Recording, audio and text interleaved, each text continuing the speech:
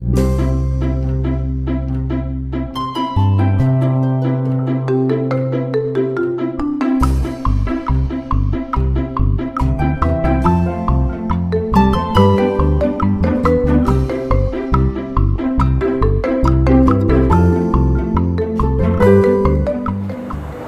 ทรงค่าใหม่ทรงโฮมโจมับตอนพี่น้องเฮาค่ะเหนือออนไลน์ทั้งหมดทั้งเสียงในขณะที่เข้ามาปันแฮงโดยวิดีโอข่าวผ่านทางโซเชียล YouTube แก้วใจและอีกว่าทางนี้ตั้งเพจ Facebook ข่าวตั้งหูอยู่ในมือเฮาในขณะเอาค่ะใหม่ทรงโฮมโจมับตอนพี่น้องเฮาค่ะก็ในขณะที่ทรงเลเพมธรรมาตราจอมกันในขณะเอาค่ะจอมตาวันมื้อในก็มาทบจอมข่าวในรายการตั้งหูดังหันเที่ยวธรรมาตรามาผักตอนปันกันในขณะอิงในรองตั้งผู้ปันแฮงตีช่อง YouTube ข่าวแก้วใจในขณะย้อนมาการต่างซ้อมพระเป็นเจ้าภายปาลีการต่างซ้อมอเนกจ่าในขณะวันเหมือนในก็ฮอกาติมาเลเพียน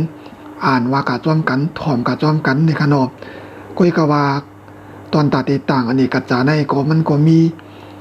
หลอกลายมันในขณะจะได้ว่าเฮาคาใครต่างก็ต่างกว่าจึงนั้นใจในขณะมันดีเฮาคาได้เฮ็ดหางเฮียนชีนี่ค่ะเนาะเฮาก็ได้หางเฮียนหมอกนำไผเตียนกูเจอกูเมียวเนี่ยค่ะเนาะกำกอขามาเลยเพชรด้วยกับจอมกันเนี่ยค่ะเนาะเอาค่ะก็เปิดว่ามันยาวอีกนึงในแลข่าวก็ติ่มโปลัดน้ำยาวเนี่ยค่ะเนาะเฮาก็ตีการลอกลายตันตาหางเฮียนตอนตาตีต่างอันนี้กระจานั่นค่ะเนาะเพราะว่าเฮาก็หางเฮียนยาวเนี่ยก็เฮาก็ได้ลดจึงหือเฮาก็ได้ลดสังละลายเฮาก็ได้ว่าความต่างจึงละลายเนี่ยก็เฮาก็ได้มาเลยเพียนตัวกับจอมกันในขณะเพราะว่าหางเฮียนยาวโมเดลนี่ก็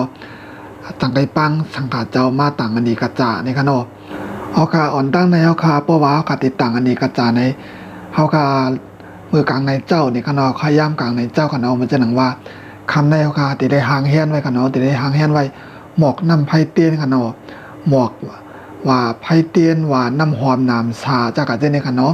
เพราะว่าเฮือนเฮาก็กว้างในก็เฮาก็ได้เฮ็ดพญาจมาดในขณะมันจะหนังว่าเอาตอกในมาสานค่ะเนาะจักยาวก็สานเฮ็ดในขณะพี่น้องค่ะก็ที่ก็ยามหันกันอยู่ในขณะเขาห้องมา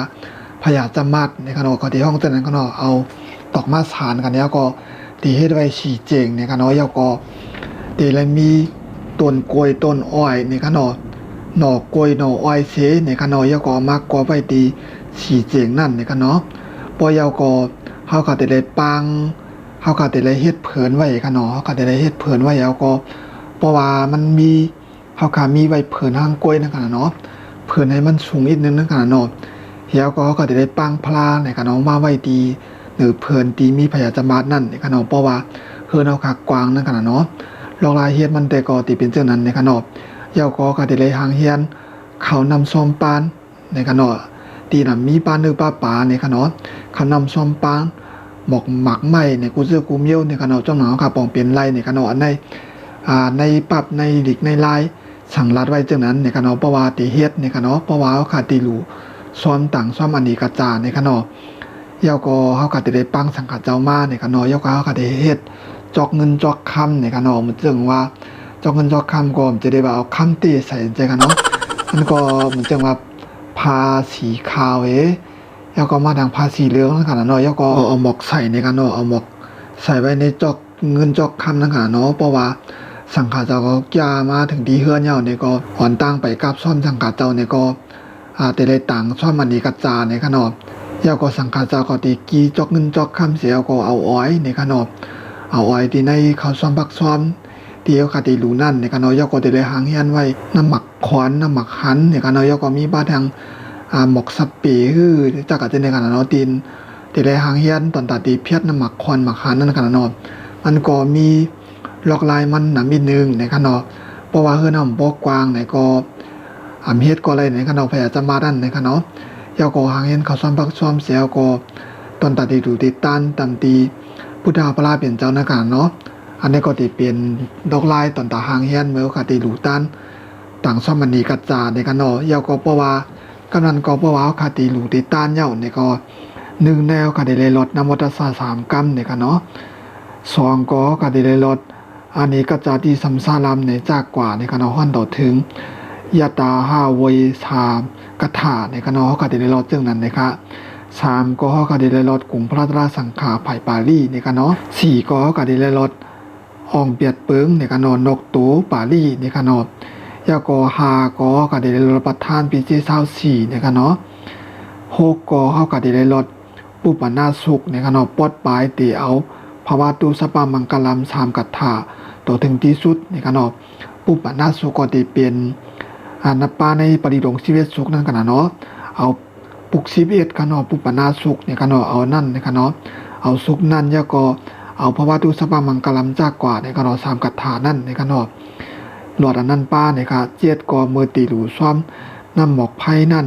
ยุบเผินหมอกเสตึงกล่าวกับสู่พระเป็นเจ้านี่ค่ะเนาะเปียดก็เสียตะกาพร้อมกันหลูซ้อมหมอกนำไผ่เตียนตำดีพระเป็นเจ้านี่ค่ะเนาะยาก็ลดกถา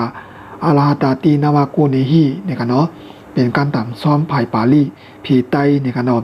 หลอดอันนั้นป้านี่ค่ะเก่าก็พร้อมกันโตรัตนา3เจ้านี่ค่ะเนาะ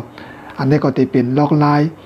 เมื่อคดีต่างซ้อมมณีกระจานั่นขนาดเนาะเอาคาเมื่อไกลกอคาเลยเพียนกว่าลอกลาย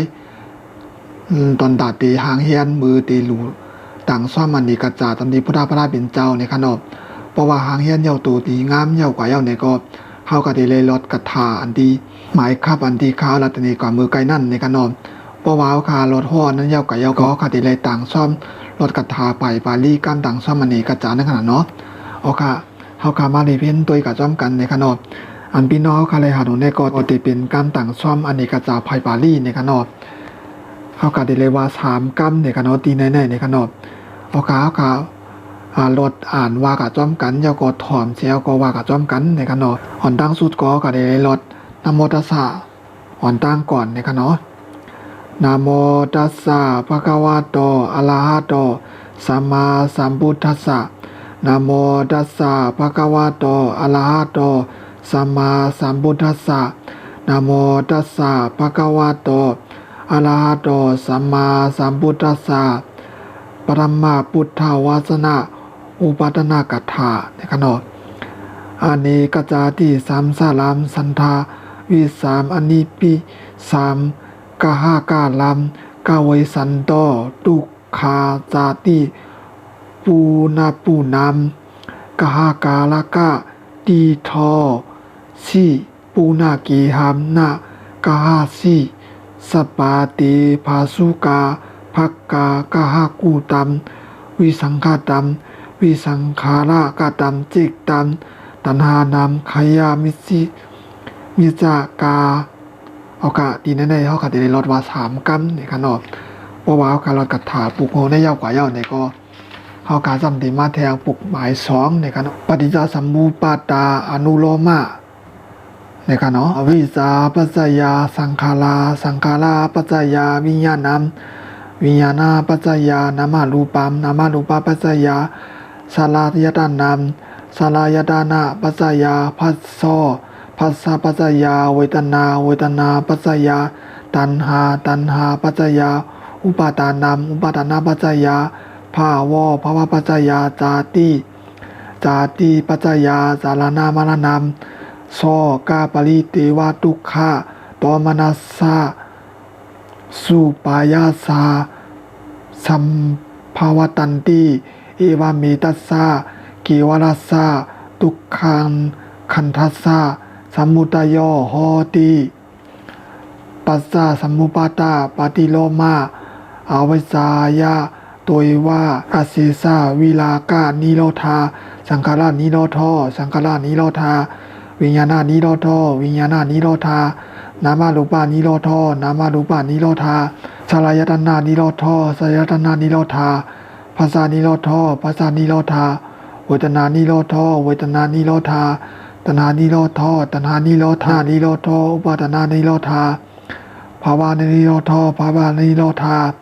จาตินิโรธจาตินิโรธาจรณามรณัม